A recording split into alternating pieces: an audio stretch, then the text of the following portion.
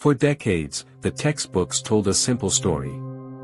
They said that complex rituals, deep social planning, and the spiritual use of fire were modern inventions, milestones reached by humans only much later in history. But in the dust of a rock shelter in Malawi, the earth has yielded a secret that proves the textbooks were wrong. 9,500 years ago, a community didn't just light a fire to stay warm. They engineered a ceremony so precise, so hot, and so culturally complex that it challenges everything we thought we knew about the Stone Age.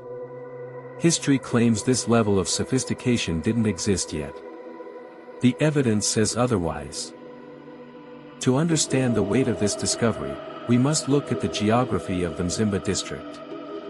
This is a land of massive granite outcrops and deep caves, natural cathedrals that have sheltered humans for 100,000 years. Mount Ora is more than a landmark, it is a library of human existence. In January 2026, a team of international and local archaeologists released findings from a site known as Ora 1. What they found wasn't just another campsite. It was a moment frozen in time from the early Holocene period when humans were supposedly just surviving. But the people of Mount Ora weren't just survivors. They were thinkers. They were mourners. And they were masters of an element we are only beginning to realize they understood perfectly. The discovery centers around a woman. She was an adult, though small in stature, likely under 5 feet tall.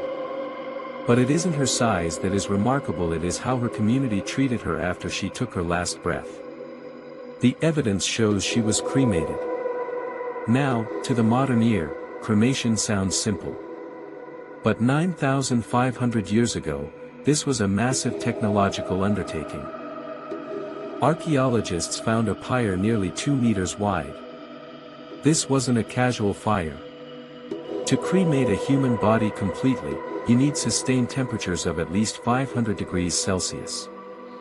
This required the collection of specific types of wood, the labor of dozens of people, and hours, perhaps days of constant tending. But the mystery deepens when we look at the bones themselves. The bones of the Ora woman bear microscopic, cut marks.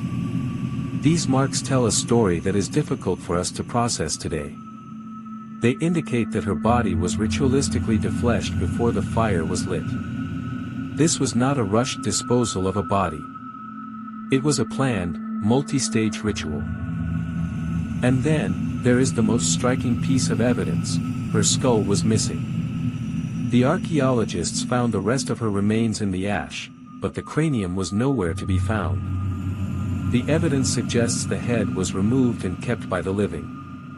In the heart of the Malawi Stone Age, fire was being used as a bridge between the physical world and a world of memory. Why does this rewrite history? Because for a long time, researchers believed that hunter-gatherers were highly mobile, that they moved constantly and rarely looked back. Mount Ora proves the opposite. The team discovered that after this woman was cremated, people returned to this exact spot for the next 500 years. Generations of humans, who likely never knew her in life, came back to this rock shelter to light memorial fires in the same charcoal. This turns the primitive hunter-gatherer narrative on its head. It shows that ancient Africans had persistent places, landmarks of the soul. They didn't just live on the land, they belonged to it. They had a sense of history that spanned centuries. They weren't just using fire to cook meat, they were using fire to anchor their identity across time. To understand the cremation at Mount Ora, we have to understand the deep history of the land it stands upon. Africa was not just the birthplace of humanity, it was the world's first laboratory for technology. For over 1 million years, our ancestors in these valleys were the only beings on Earth who knew how to tame the sun. Long before the Mount Ora woman, humans were already using fire to re-engineer the African continent. In Malawi specifically, archaeological records show that 92,000 years ago, people were using fire to clear forests. They weren't just waiting for lightning to strike, they were using fire as a tool for landscape management. By clearing the brush, they allowed grasslands to grow, which attracted the large game they hunted.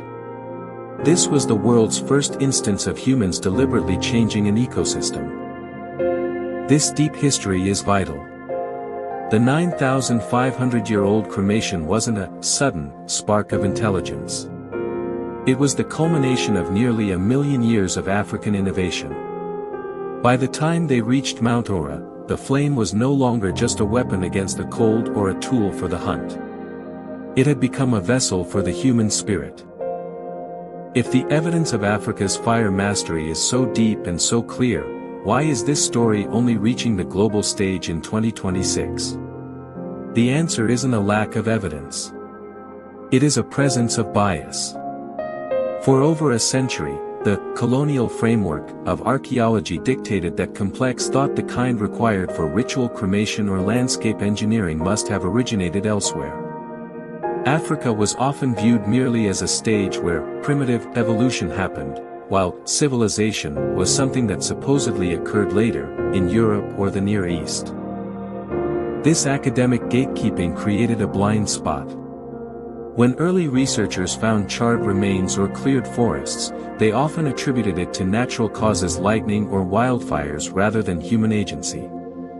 They didn't look for complexity because they didn't expect to find it.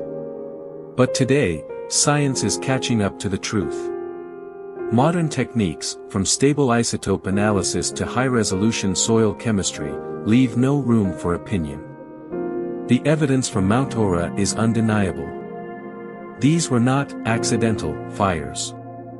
They were the deliberate acts of a people with a profound understanding of chemistry, ecology, and social memory. By centering the African narrative, we aren't just adding to history. We are correcting it.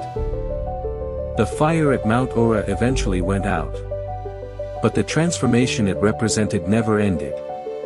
Every time we sit around a table to share a meal, every time we build a monument to remember a loved one, and every time we use technology to change our environment, we are echoing the actions of that community in Malawi 9,500 years ago. They taught us that fire could do more than burn. It could bridge the gap between now and forever. It could turn a cold cave into a home, and a mountain into a sanctuary. The woman of Ora 1 remains a mystery in many ways. We may never know her name or the words spoken at her ceremony. But thanks to the charcoal and bone she left behind, we know her people's truth.